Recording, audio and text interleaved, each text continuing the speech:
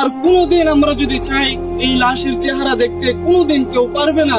এজন্য আপনাদেরকে বলে যাই, আমাদের দাদা ছিল, আজকে আমাদের দাদা দুনিয়াতে নাই। আমাদের নানা ছিল, আজকে দুনিয়াতে আমার নানা নাই। অনেকের বাবা দুনিয়ার জমিনে ছিল, আজকে আমাদের বাবা অনেকের হারায় গেছে। এজন্য আপনাদেরকে আমি এই জানাজা থেকে একটা মেসেজ দিয়ে যেতে চাই। যারা আজকে মনে করতেছেন যে দুনিয়ায় আমার জন্য আসল, এ দুনিয়ায় আমার, এ দুনিয়ায় আমার, আল্লাহ তাআলা বলতেছেন আমাল হায়াতুদ দুনিয়া ইল্লা মাতাউল গুরুর, যে দুনিয়াটা হচ্ছে একটা ধোঁকা, এ দুনিয়ার সব কিছুই ধ্বংস হয়ে যাবে। আমাল হায়াতুদ দুনিয়া ইল্লা মাতাউল গুরুর, যে দুনিয়াটা ধোঁকা। আজকে তোমার স্ত্রী, সন্তান, আত্মীয় স্বজন এরা সবাই ধোঁকা।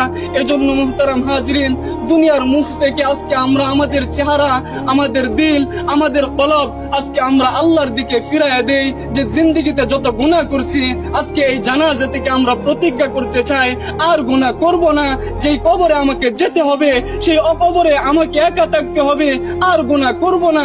এই প্রতিজ্ঞা করে যদি আমরা এই জানাজা থেকে যেতে পারি, ইনশাআল্লাহ এই জানাজা আমাদের জন্য সফলতা বয়ে আনবে। সুবহানাল্লাহ।